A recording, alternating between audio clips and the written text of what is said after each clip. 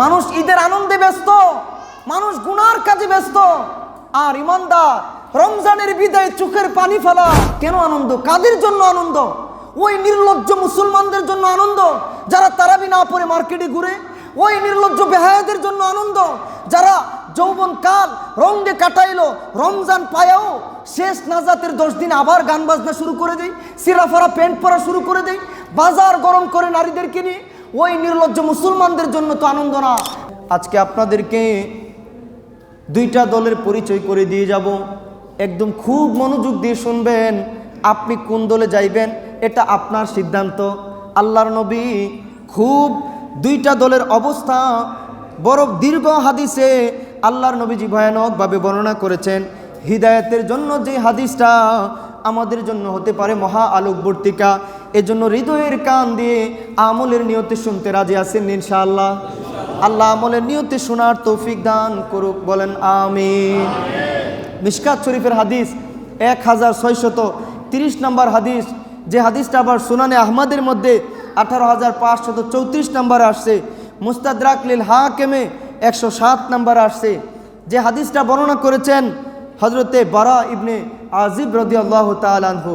হযরতে বারা ইবনে আজিব রাদিয়াল্লাহু তাআলা আনহু তিনি বলেন, আমরা পেয়ারা নবীজি সাল্লাল্লাহু আলাইহি ওয়াসাল্লামের সাথে একদিন একটা জানাজায় গেলাম।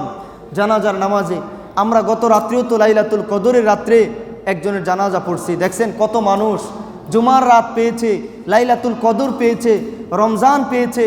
কুল্লু নাফসিন যায়িকাতুল মাউত, সবাই তো মরবো, কিন্তু এমন সৌভাগ্যের মরণ আল্লাহ আমরা সবাইরই দিও। আল্লাহ কতই না বরকতের রাত পেয়েছে। আল্লাহ ওনাকে বেহিসাব ক্ষমা করুন। আল্লাহ তাআলা ওনার পরিবারকে ধৈর্য ধরার তৌফিক দান করুক, বলেন আমিন। আমার ভাইরা, সবাইকেই মরতে হবে, কিন্তু মৃত্যুর অবস্থাটা কেমন আপনারা একটু চিন্তা করেন, একটু মনোযোগ দেন আল্লাহর ওয়াস্তে। আমার নবীজির প্রিয় সাহাবী হযরতে বারা ইবনে আজিব রাদিয়াল্লাহু তাআলা আনহু বলেন, একজন আনসারী ভাইয়ের মৃত্যুবরণের পর আমরা তার জানাজার জন্য কবরের পারে গেলাম। তখনও কবর খোঁড়া হয় নাই, তাই লাশ কবরে নামানো হয় নাই। নবীজি একটা জায়গায় বসে রইলেন, আমরাও নবীজির আশেপাশে এমনভাবে বসে থাকলাম যেন মনে হলো আমাদের মাথার মধ্যে পাখি বসা আছে। আমাদের মাথার মধ্যে পাখি বসা আছে, অর্থাৎ আমরা একদম চুপচাপ বসে রইলাম, একদম নীরবে বসে রইলাম। নবীজির হাতের মধ্যে একটা লাঠি মুবারক ছিল। আমার নবীজি লাঠি মুবারকটা দিয়া মাটি নাড়াচাড়া করতেছিল। হঠাৎ করে একটু মাটি নাড়াচাড়া করতেছিল, হঠাৎ নবীজি মাথা মুবারকটা উঠালেন। এবার নবীজি দাঁড়িয়ে বলতে লাগলেন, ইস্তাঈযু ইস্তাঈযু বিল্লাহি মিন আযাবিল কবর, ইস্তাঈযু বিল্লাহি মিন আযাবিল কবর। নবীজি 2-3 বললেন, উম্মতরা রে, তোমরা কবরের আযাব থেকে আল্লাহর কাছে পানা চাও। উম্মতেরা, তোমরা কবর আযাব থেকে আল্লাহর কাছে পানা চাও। তোমরা কবরের আযাব থেকে আল্লাহর কাছে পানা চাও। নবীজি 2-3 এই কথাটা বললেন। এরপর নবীজি মুমিন ব্যক্তির বর্ণনা দেওয়া শুরু করলেন।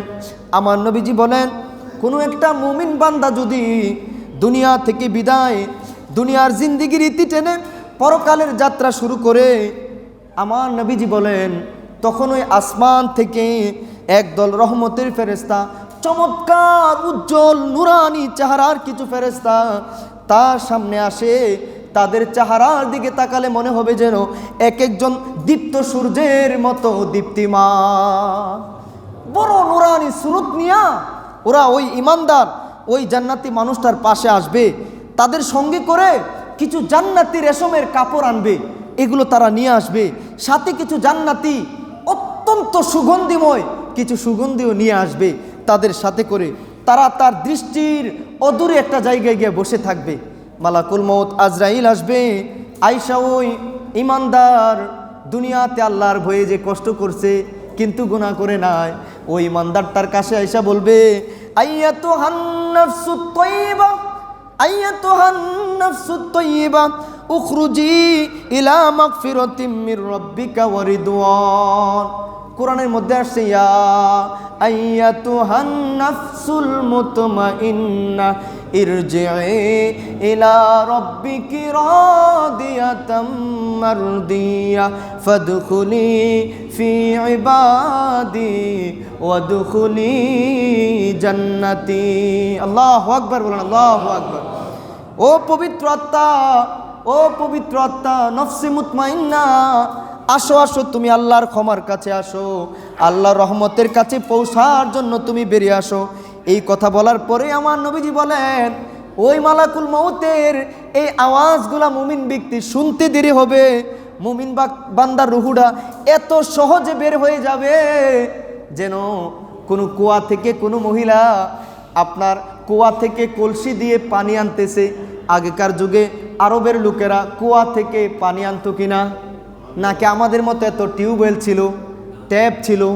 কুয়া থেকে পানি আনার উপমা দিলেন। কুয়া থেকে পানি আনার সময় অথবা পানি নেওয়ার সময় ডানে বামে একটু পানি যেমন পড়ে যায় আমাদের অজান্তে, মুমিন ব্যক্তির রুহুটা এইভাবেই বের হয়ে যাবে। অপর কোনো হাদিসে এমনও আসছে, মুমিন ব্যক্তি দুনিয়াতে অনেক কষ্ট করছে, মরার সময় আর কষ্ট করা লাগবে না। সন্তান অনেক কান্না করতেছে ক্ষুধার জ্বালায়, ছোট বাচ্চা মায়ের দুধ খাইতে খাইতে কোন দিক দিয়ে সন্তান মায়ের কোলে ঘুমায় গেছে, না মায়ের খবর আছে না সন্তানের খবর আছে। ঠিক তেমনিভাবে মুমিনের রুহুটা কোন দিক দিয়ে বের হয়ে যাবে খবরও থাকবে না। আল্লাহু আকবার, সুবহানাল্লাহ বলেন না। তখন মালাকুল মাউত রুহুটা বের করে নিয়ে যেতে চাইবে, কিন্তু ওই যে নুরানি সুরতদারি ফেরেশতারা দূরে বসা আছে, তারা এক মুহূর্তের জন্য ওই পবিত্র আত্মাকে মালাকুল মউতের হাতে থাকতে দিবে না। তারা মালাকুল মউতের হাত থেকে ওনাদের হাতে নিয়ে নিবে, ওনাদের হাতে নিয়ে ওই জান্নাতি কাপড়গুলো ওই রুহুটারে পরায় দিবে। নবীজি বলেন তাদের খুশবুগুলি লাগাবে, তখন এই রুহু থেকে, তার বডি থেকে এমনভাবে সুগন্ধি বের হতে থাকবে, ও যেই সুগন্ধি আল্লাহর জমিনের পৃথিবীর কোথাও পাওয়া যায় না। জান্নাতি সুগন্ধি তার পুরা রুহু থেকে, দেহ থেকে বের হতে থাকবে। আবারও জুড়ে বলেন না সুবহানাল্লাহ। তখন ওই নুরানি সুরতদারি জান্নাতি ফেরেশতারা, আপনারা বুঝতেছেন কিনা, ওনারা অত্যন্ত সম্মানের সাথে এই রুহুকে নিয়ে উপরে রওনা হবে। একদল ফেরেশতা দেখে জিজ্ঞেস করবে যে আপনারা কাকে নিয়ে আসছেন, উনি কে? তখন ওনারা দুনিয়ার জমিনের সবচাইতে খুশি হতো উত্তম এমন কিছু উপাধি দিয়া বলবে উনি হলো উমুকের পুত্র উমুক, একদম উত্তম পরিচয় দিবে। দিয়ে এবার এক আসমান, দুই আসমান, তিন আসমান, প্রথম দ্বিতীয় তৃতীয় সপ্তম আসমান ভেদ করে জান্নাতের নাজ নিয়ামতগুলো দেখানো হবে। আল্লাহ আদেশ করবে, আমার এই পবিত্র আত্মা, আমার এই বান্দার ফেরেশতারা, তোমরা আমার এই বান্দার আমল নামাগুলো ইল্লিনের মধ্যে লিখে রাখো, সম্মানজনক স্থানে তোমরা রেখো, এবং ভবিষ্যতে যে নিয়ামতগুলো পাবে এই নিয়ামতগুলো তো দেখানো হয়েছে। এবার আমার বান্দাকে সওয়াল জবাব করানোর সুবিধার্থে দ্রুত তার রুহুকে আবার কবরের মধ্যে, দেখো তার বডি মনে হয় কবর দিয়ে দিছে, কবরের মধ্যে তার বডিটা আবার তার রুহুটা ফেরত দিয়ে দাও। সওয়াল জবাব করার সুবিধার্থে আবার যখন তার রুহুটা আবার যখন তার বডির মধ্যে দিয়ে দেওয়া হবে সওয়াল জবাব করার জন্য, কেননা আল্লাহ কোরআনের মধ্যেই বলছেন মিনহা খলাকনাকুম ওয়া ফিহা নুঈদুকুম ওয়া মিনহা নুখরিজুকুম তারাতান উখরা। হাদিসের মধ্যে অবশ্য উখরিজুহুম আসছে যে মানুষরে এই মাটি থেকেই তোমাদেরকে সৃষ্টি করা হয়েছে, আবার এই মাটিতেই কিন্তু তোমাদেরকে ফেরত যেতে হবে, আবার এই মাটিতেই কিন্তু তোমাদেরকে ফেরত যেতে হবে, আবার এই মাটি থেকে তোমাদেরকে উঠানো হবে রবের কাছে, রবের কাছে তোমাদেরকে ফেরত যেতে হবে। নবীজি বলেন বডিটার মধ্যে রুহুটা দেওয়ার পরেই দুইজন ফেরেশতা আসবে, আমরা যাদের নাম জানি মুনকার নাকির, তারা উঠাবে। উঠানোর পরে প্রশ্ন করবে রব্বি, প্রশ্ন করবে মান রব্বুকা, মান রব্বুকা। সে সাথে সাথে জবাব দিবে রব্বি আল্লাহ, আমার রব হলো আল্লাহ। বলবে মা দিনুকা, তোমার দিন কি? সে বলবে দিন ইয়াল ইসলাম, আমার দিন তো, আমার ধর্ম তো ইসলাম। এরপরে নবীজিকে দেখায় বলবে এটা ফাইনাল কোয়েশ্চন, যে কোয়েশ্চন পারলে জান্নাতের আশা করা যায়। বুখারীর 8 জায়গায় আসছে যে আগেরগুলো হলো আপনার প্রথম সাময়িক দ্বিতীয় সাময়িক পরীক্ষার মতো। বার্ষিক পরীক্ষা, আসল পরীক্ষা হলো কামলিওয়ালা নবীর দেখায়া দেখায়া ফেরেশতারা প্রশ্ন করবে, মা হাযার রাজুল আল্লাযী বুইসা ফীকুম, এই যে লোকটারে দেখতেছে উনি কে? উনি কে? যাকে তোমাদের নিকট প্রেরণ করা হয়েছিল। ওই ইমানদার আত্মা সাথে সাথে জবাব দিবে, হুয়া রাসূলুল্লাহ, উনি তো আল্লাহ রসুল, আমাদের দুজাহানের বাদশা নবী। জুড়ে বলেন না সুবহানাল্লাহ। ফেরেশতারা বলবে, তুমি এইগুলা কোথায় পেয়েছো? সে জবাব দিবে, আমি কোরআন পড়েছি, আমি তো আল্লাহর উপর ঈমান এনেছিলাম, আমি আল্লাহকে সত্য বলে বিশ্বাস করেছিলাম। তখন গায়েব থেকে আওয়াজ আসবে, আল্লাহ বলবেন, কদ সদাক, আমার বান্দা সত্য বলছে। ফাআফরিশুহু মিনাল জান্নাহ ওয়া আলবিসুহু মিনাল জান্নাহ ওয়াফতাহু লাহু বাবান ইলাল জান্নাহ, আমার বান্দা সত্য বলছে রে। ও ফেরেশতারা, তোমরা তার জন্য কবরেই জান্নাতের বিছানা বিছায়া দাও, তোমরা তাকে কবরেই জান্নাতের পোশাক পরায়া দাও, তোমরা তার কবরের দিকে জান্নাতের যেই কুটার মধ্যে সে থাকবে ওই কুটার দিকে একটা দরজা করে দাও। আমার নবীজি বলেন, ফায়াতিহি মিন রাউহিহা ওয়া তিবিহা ওয়া ইফসাহু লাহু ফি কবরিহি মাদ্দা বাসরিহি। নবীজি বলেন, জান্নাতের দরজা খুলে দেওয়ার কারণে ওই দরজা দিয়ে ওই মুমিন ব্যক্তির কবরের মধ্যে জান্নাতি সুবাতাস, জান্নাতি খুশবু আসতেই থাকবে, আসতেই থাকবে। সবাই বলেন না সুবহানাল্লাহ। এরপরে নবীজি বলেন, একজন সুন্দর চেহারা, বড় নুরানি আকৃতির আরেকজন লোক আসবে, বড় ভালো কাপড় চোপড় পরে সুগন্ধি লাগায় আসবে। আয়েশা কি বলবে জানেন? আয়েশা বলবে, আবশির বিল্লাযী ইয়াসুররুকা হাদা ইয়াউমুকাল্লাযী কুনতা তুআদু। ও মানুষ, তোমার জন্য সুসংবাদ, তোমার জন্য বড় সুসংবাদ, তোমাকে এমন একটা সংবাদ দিব যা তোমার মনটারে বড় খুশি করে ফেলবে। আর শুনে রাখো, আজ হলো ওই দিন যেই দিনের ওয়াদা তোমাকে আগেই দেয়া হয়েছিল। ইমানদার ব্যক্তিটা বলবে, কে তুমি? তোমার এই উজ্জ্বল চেহারা, নুরানি সুরত, এগুলাই তো প্রমাণ করে তুমি এমন লোক যে খুশ খবর নিয়ে আসো, যে সুসংবাদ নিয়ে আসো। তখনই সে বলবে, আমি তোমার আমল, আমি তোমার আমল, আমি তোমার আমল। জোরে বলেন না সুবহানাল্লাহ। মানুষ ঈদের আনন্দে ব্যস্ত, মানুষ গুনার কাজে ব্যস্ত, আর ইমানদার রমজানের বিদায় চোখের পানি ফেলায়। হযরত ওমর তো নাকি ঈদের দিনও কান্না করে, খলিফাতুল মুসলিমিন কান্না করে। মানুষ জিজ্ঞেস করে, হুজুর আজ তো প্রতিদান দিবস, এতগুলো হাদিস চলে আসছে নবীজি থেকে যে ঈদ হলো মুমিনের আনন্দের দিন, মুসলমানরা আনন্দ করবে। হযরত ওমর বলে, আরেকটু বলো না, কেন আনন্দ বলো তো, কেন আনন্দ? কাদের জন্য আনন্দ? ওই নির্লজ্জ মুসলমানদের জন্য আনন্দ যারা তারাবি না পড়ে মার্কেটে ঘুরে, ওই নির্লজ্জ বেহায়াদের জন্য আনন্দ যারা যৌবন কাল রঙে কাটাইলো, রমজান পায়াও শেষ নাজাতের 10 দিন আবার গান বাজনা শুরু করে দেয়, সিরাফারা প্যান্ট পরা শুরু করে দেয়, বাজার গরম করে নারীদেরকে নিয়ে।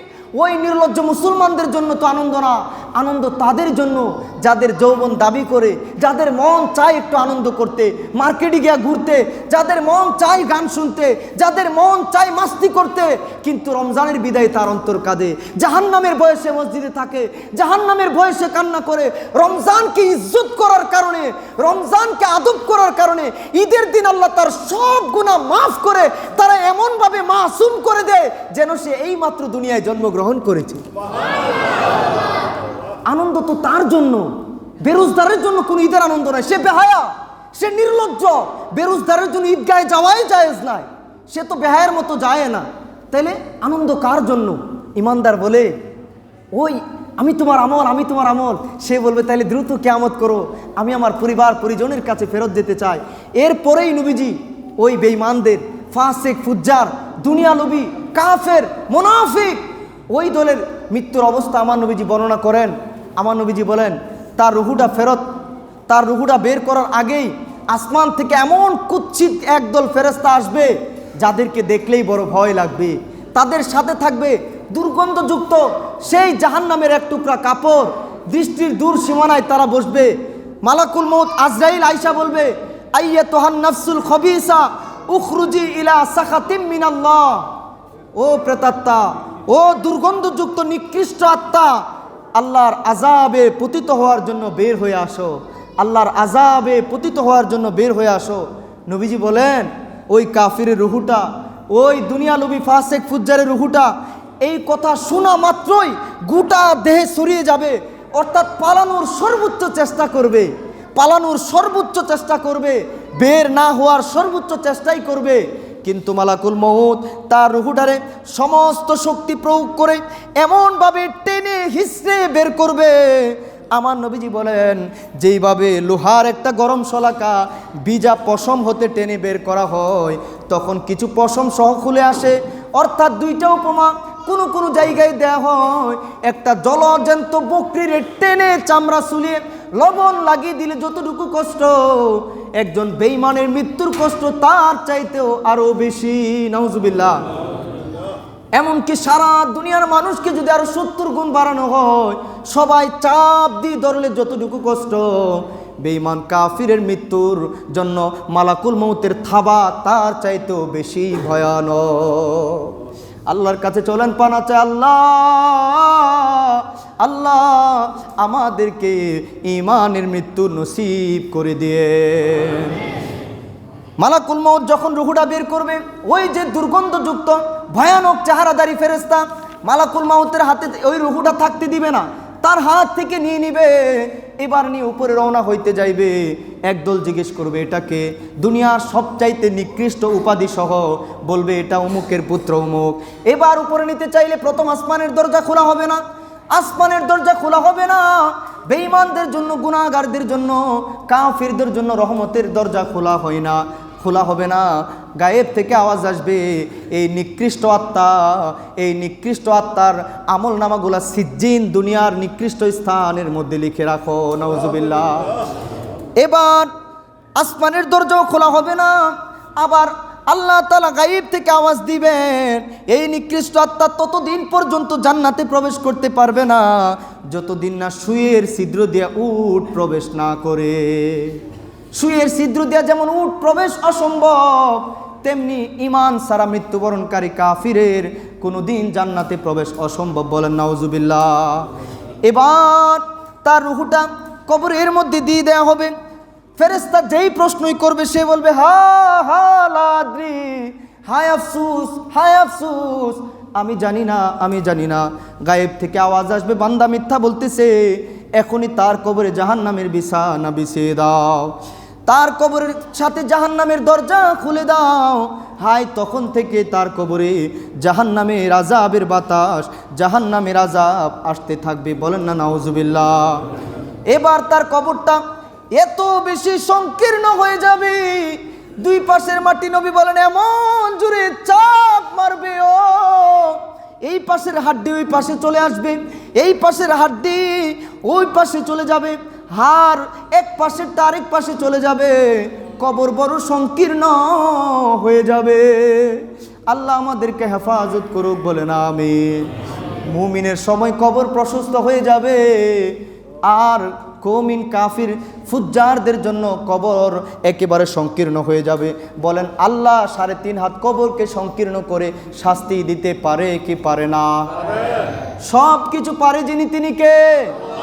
ওই আল্লাহ তাআলা বলেন ফাসিক ফুজ্জারের কবরের শাস্তি শুধু শুরু হবে এমন নয়, একদল ভয়ানক কুৎসিত লোক তার সামনে আসবে, আয়েশা বলবে তুমি দুঃসংবাদ গ্রহণ করো, ও নিকৃষ্ট আত্মা তুমি দুঃসংবাদ শুনে নাও, যেটা শুনলে তুমি বড় দুশ্চিন্তায় চিন্তায় পড়ে যাবা। বলবে কে তুমি, কে তুমি? তোমার এই চেহারাই তো প্রমাণ করে তুমি দুঃসংবাদ নিয়ে আসো। তখন বলবে আমি তোমার বদ আমল, আমি তোমার দুনিয়ার আমল। লোকটা চিৎকার করে বলবে মালিক আল্লাহ, কিয়ামত করিও না, কিয়ামত করিও না আল্লাহ, তুমি কিয়ামত কায়েম করিও না। অর্থাৎ তার আফসোস থাকবে আল্লাহ আমারে আবার দুনিয়ায় পাঠাও, আবার দুনিয়ায় পাঠাও, আমি তওবা করব, ঈমানের পথে চলবো। বলেন আর সুযোগ দেয়া হবে নাকি? সবাই বলেন না। এই জন্য আপনি কোন দলে যাবেন এটা আপনার সিদ্ধান্ত, আপনার সিদ্ধান্ত। আমি আপনাকে অনুরোধ করে রেখে গেলাম যুবক ভাইদেরকে, আল্লাহর ওয়াস্তে পাশ্চাত্য ইহুদি খ্রিস্টান চতুর্দিকে আমাদের জন্য ষড়যন্ত্রের জাল বুনতেছে, আমরা এই ষড়যন্ত্রে পা দিব না। আমরা আমাদের মা বাবার ইজ্জত রাখবো, আমরা দয়াল নবীর ইজ্জত রাখবো, আমরা ইমানের দৌলতকে সবসময় সামনে রাখবো। সুন্নতের পোশাক কিনবো, কোনো আমরা সুন্নতের খেলাফ পোশাক কিনবো না এবারের ঈদে, বলেন ইনশাআল্লাহ। আল্লাহ আমাদেরকে তৌফিক দান করুক, বলেন আমিন।